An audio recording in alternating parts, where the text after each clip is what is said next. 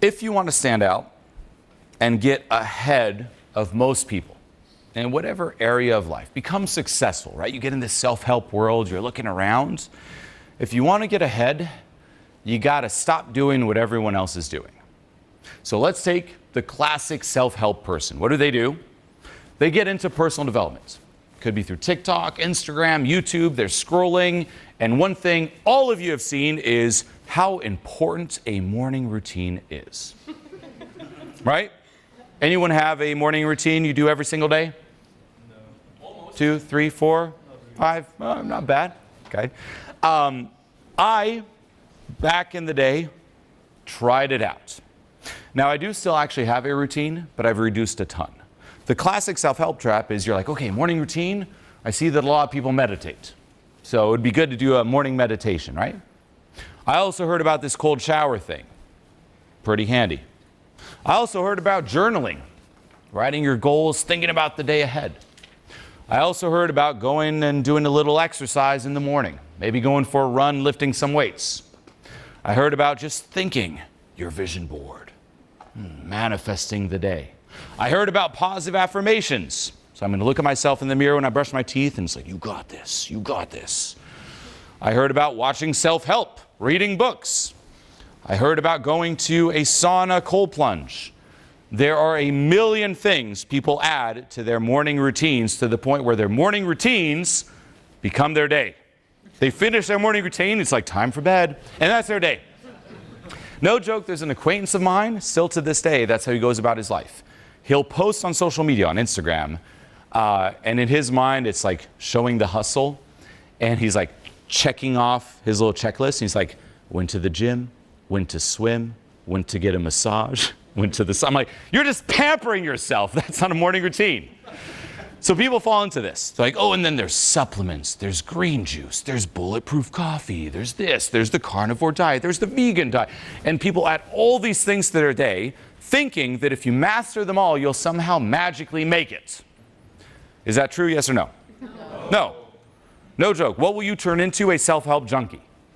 That's it. It's someone who's just continuously compulsive. It's like, gotta do my affirmation. Oh, I didn't do my thing in the mirror. Oh, I didn't do my cold shower today. Oh no, just go. It's absolutely crazy. And this is the route most people take. And what happens for most people? They don't make it. So you gotta think, okay, if most people in self-help, and this is a harsh truth, because I'm a self-help coach, most people in self-help do not make it. They come into this, it's exciting, they get some tips and tricks, they might improve a couple areas, but that's as good as it gets.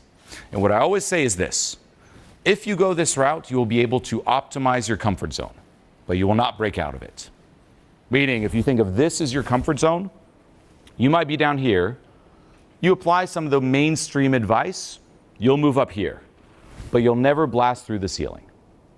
You'll never truly, truly blast through and make it. You'll be like the average person in self-help. Then, here's another interesting take. Have you seen people in self-help not have a morning routine and just crush it? Yes? No? Yeah. Have you seen people break the rules of success or self-help and make it? Yes. Yes. So it's interesting, huh? You're like, maybe some of these rules are good, but just because I follow them doesn't mean I'm going to actually crush it.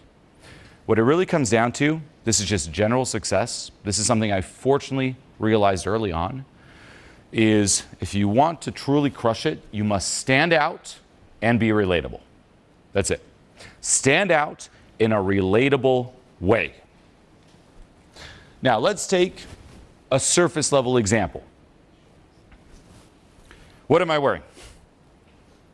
Crazy stuff. If you've seen me on TikTok, probably one of your first thoughts is, what's this guy wearing? And look at his hair. Right? Now, it is authentic, and I will never compromise my authenticity. I have fun with it. For me, there are some comments like, he just went in his mom's closet and picked what he wanted. I'm like, pretty much. I'm like, hey, imagine like you're like a kid, like you're free, you don't care what anyone thinks. You're like, well, what would be fun today? That's how I approach it. But it does stand out. Very few people will dress the way I dress. So it stands out, but then it also has to be relatable. Meaning if I came out like this and I started acting like a crazy person, you're like, yeah, okay, makes sense. But what's interesting is you're like, well, he's dressing this crazy, he looks this crazy, but he's spitting facts. Huh, I've never seen that before. Stands out. Celebrities will do this too. They'll wear things, look certain ways that the average person would never dare do, but it's relatable because they're a celebrity. Right? Think even Russell Brand back in the day. You're like, what? Oh, but he's a celebrity. None of my friends would ever do this, but stand out, but also make it relatable. Success. That's just on a purely superficial look area. What about content? Analyze my content. What's one thing I do, and if for any of you are coaches or aspire to be a coach, keep this in mind. What I personally do is I always look for false beliefs. Meaning if you take the self-help spiritual world, there are a lot of false beliefs that a lot of people believe in. One is that affirmations will change your life. Now, I do think that affirmations are very, very helpful for someone who's at the bottom. If you hate yourself completely and you start saying, hey, you know what? I love myself, that's very helpful. It will definitely get you out of that route. So it's a good stepping stone, but it never actually gets to the cause. Why? Because the more you need to tell yourself, I love myself, what is it simultaneously reinforcing? You hate yourself. Only someone who hates themselves needs to say, I love myself, I love myself, I love myself. If you already love yourself, you need to say it again. Like, I know it. Why do I need to affirm that? I already know it. So, that's a false belief. Now, if you look at just my brand, my message, what I say, I go against that. I say, hey, instead of affirmations, what about getting to the cause in terms of, well, why do you hate yourself? Let's let go of that so you don't even need the affirmations. It stands out. Maybe more people are saying it now, but back in the day when I first started saying it, very few people did. A lot of people were like, what? The positive affirmation movement, they were not happy with it. Like, what are you talking about? Just no, just positive thoughts, you'll manifest it. The Ferrari, the Ferrari, the Ferrari, where is it? So what did I do? I identified a false belief that I knew was false. I exposed it, knowing that I was right, and I stood out in a relatable way. It wasn't a morning routine. It wasn't a cold shower. It was identifying this. Once you get this, by the way, you'll see it in every field. For any of you coaches, I call this reframing false beliefs. Identify a false belief, reframe it. I have a friend who's in the fitness industry, did the same thing. Back in the day, the whole fitness scene was, hey, if you want to be healthy, you got to work out 5 days a week, and you have to have 5 to 6 small meals a day. And it's not very pleasant meals, it's just very basic, right? Some chicken, some greens, maybe a little bit of brown rice, and that's it. And what he did, you might know him online, it's Kino Body, Greg O'Gallagher. He came on the scene, he's like, hey, you know what? I'm losing weight eating steaks and fries. And everyone's like, wait, what? What about the little chicken and broccoli and rice? Steaks and fries, I ate my favorite food and look at me. And it shocked everyone, it disrupted the whole industry. Now, if you break down why he was saying this, it really came down to calorie intake, where he's like, I intermittent fast, I do 1 meal a day, and during that meal I eat whatever I want. Now you could argue on the macros, it might not be optimal, but it worked. And it stood out. Get it? So you find these false beliefs. In the whole coaching business, it's the same thing. You've heard this now 1,000,000 times before, but back in the day it was new, which is, hey, to be a coach, you don't need to have a big brand. Wait, what? I thought you had to have a big brand to be a coach. Well, no, if you learn how to direct approach prospects, you can actually be a coach without a brand. A false belief stands out. Okay? The same with what I teach, letting go, deep inner work. Instead of trying to optimize yourself, identify what's keeping you down there and let go of it. It stands out. This type of thinking, what are the false beliefs? Whatever your goals are, whatever you're moving into, what are the false beliefs? And then you must be willing to go against it, but also be right. You can't be like, oh, I am losing weight eating, McDonald's 10 times a day. Well, no, you're wrong. Yeah, you'll stand out, but then you're wrong. But this simple mindset, identify a false belief, explain why it's wrong, okay, reframing false beliefs is the format, if you follow even my videos today, that I still follow. Notice every single video, it's taking a classic self-help belief and showing why it's either wrong or it's partly wrong. That's the whole video. Here's the belief everyone thinks. Actually, it's not true because of this. Here's why you believe that. Here's the true solution. Links to letting go. And I stood out. At your job, same thing. What does everyone think at your job? What's the approach they take? What's the paradigm they're in? Could you see past it and perhaps see a better way and explain it and make it relatable? That's how you get ahead of people. It's that easy. No joke. Once you get this, you'll see every single person just take self-help industry, spiritual industry. They always found a better way that people didn't see, and they explained it in a relatable way. They also spotted trends. You got to project yourself in the future. For myself, deep inner work, letting go, is something I was already in. But I also saw this trend where, again, I'm not just coaching this since right now. I've been coaching since 2010 and really getting into letting go since 2014. So it's been 9 years now. And back then, no one really talked about this. People would laugh at it. Like right now, you're all here, you're like, yes, give it to us, Julien, the letting go. Back then, the response was, what is this guy talking about? Give us the hustle. We want the hustle and the discipline and the work ethic. What's this soft stuff? Letting go? Inner child? That was the response, for real. And it was like that for a few years, even longer. It took a while for people to get on board. But I also saw the trend, because I used to also hustle. I know what it's like. I know what it's like to burn out, to self-attack, and that's all you can rely on. And I even remember, this is way back in the day, Gary Vee. Know who that is? Gary Vaynerchuk? Yeah. He said this, even, and it confirmed what I knew already. He said, in the future, there's going to be this big need around coaching when it comes to stress relief, or burning out, or anxiety, because that's what everyone is just relying on right now. And he called it. And if you're one of the first movers, you get ahead. So even right now, project yourself in the next 5-10 years.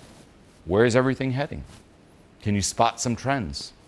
Can you spot some false beliefs that lead to a bad outcome? And you can perhaps position yourself to stand out in a relatable way. Can you also be willing to take the hate? That's scary for most. Are you willing to be judged in a negative way?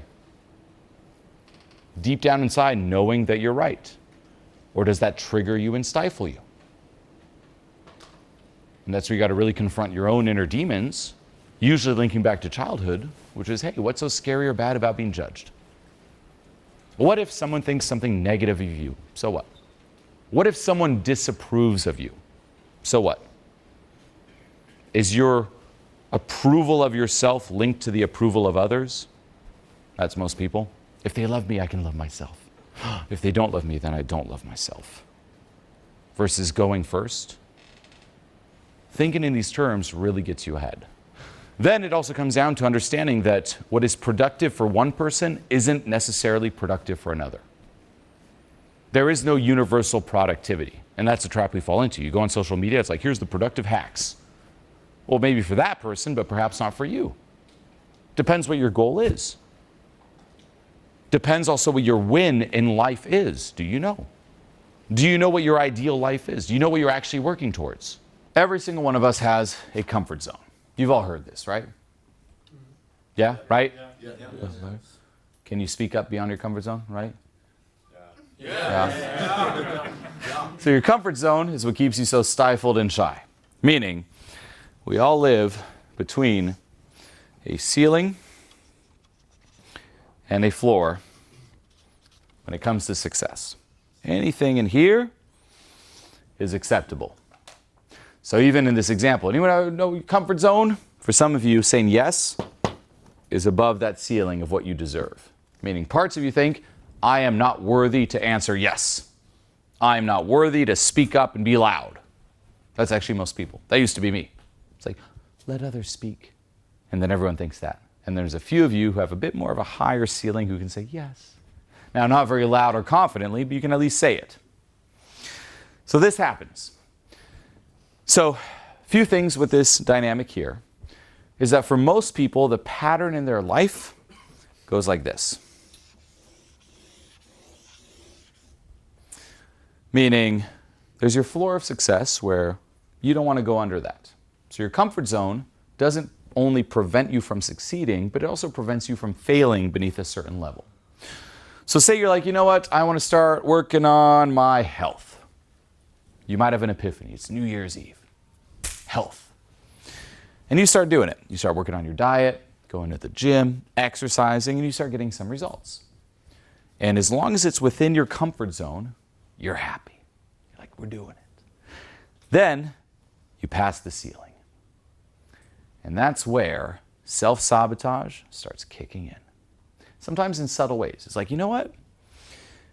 You've been doing a pretty good job working out. You deserve a cheat meal, maybe a little break. Why don't you go out with your friends one night? Just enjoy it. So you're like, you know what? I have been doing pretty well.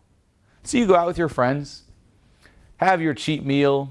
Your friends invite you out to a bar, club. You have a few drinks and you wake up. Poof, the food hits you. The booze hangover hits you, and the next day you skip your workout. You're like, I'm going to take it easy. And then you're like, well, I've been taking it easy. Maybe I'll do another cheat meal. Oh, I already missed 2 days. What's another day? And things start spiraling down. And they spiral down, spiral down, spiral down until you hit the floor. And that's where you kind of wake up. You're like, whoa, what happened? I was doing so well. And then the pattern repeats. Let's get back on it. And that's life. Same with money.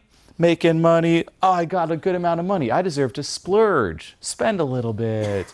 Again and again. We all have this. Audit every area of your life. Your health, your wealth, your relationships. Same with relationships, by the way. Anything above this ceiling is around who you start getting stifled, around who you run out of things to say. If you talk to someone you believe is in your comfort zone, same league, you don't run out of things to say. As soon as you think, oh, this person's better than me, stifled. So you can directly audit where your ceiling is around who you get stifled. So we all have this pattern. Now, one of the big, you could say, scary things about this is that it gives you the illusion of progress. Every time you move up, it seems like you're moving up and progressing. But you're not really, because you're still under the same ceiling. So what we think is, I'm moving up, but in reality, you're fixing what you destroyed. Right? If you break something and you fix it, sure, you can feel productive, but why are you breaking it? You're just fixing what you broke. And then you break it again and you fix it, and you break it again and you fix it. So this is the pattern that runs most people's lives. Now, what this also means, and this is comforting, is that because there is a floor, if you were to take certain risks, sometimes people think this, if I do this, everything will go down and I'll be homeless and it'll be over. No. It might take a temporary dip, but you will find your way back to your comfort zone. All of you here, it's very difficult to ruin your life completely. Even if you tried, even if you blew all your money, you'll go through a phase and you'll find your way back into a similar situation to the one you're in now, because it's your comfort zone. So that should be comforting. You feel this force when necessity kicks in. You'll find solutions. That's when you truly wake up. It's the same as now you might be procrastinating on some things. The example I always give is, say you were put in jail, and to get out of jail, you had to stop procrastinating. You would take action. The same as some of you, it's like, I just don't have the money. Okay, well, say you're put in jail and you need to pay that money to get out. You're going to find the money. It's a big deal. Necessity. It's that point of no return. It's also why people procrastinate sometimes until they hit that floor and then they wake up. But the ceiling also holds you back.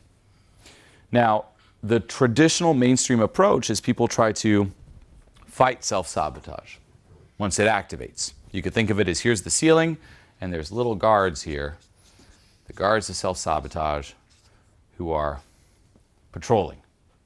If you fight them directly through discipline and hustle, it can temporarily work, meaning you can shoot up a little bit more, but eventually they win, and they shoot you back down. If you fight self-sabotage directly, the guards always win. Instead, what you must ask yourself is, well, if the guards are tied to the ceiling, what's keeping the ceiling alive? And it's three things: trauma, core beliefs, and your core identity. Those are the three generators. Now, key things to take away from this is one, find the generators. Until you address this and learn how to let go and process it, self-sabotage will always be there. Also realize that success is oftentimes scarier than failure. We think failure is scary. No. It's not pleasant, but for most people it's known. It's comfortable. It's more in your comfort zone than success. Sure, you want to avoid it, but what's scarier than failing? Venturing into the unknown. You can also audit, again, with the core beliefs, for example. If, say, a lot of success requires you to be responsible, and you have a core belief or linked to your core identity that you're not a responsible person, are you going to allow yourself to succeed? No, because then it forces you to change. I'm not responsible. Success is responsibility. Oh no, self-sabotage. So you also realize that self-sabotage actually isn't the enemy. It's the guards keeping you aligned and in check with what you know. So even procrastination, you're not actually lazy. There's a part of you that likes it. You're getting some kind of hidden secret payoff from it. And that's something you must identify and let go of.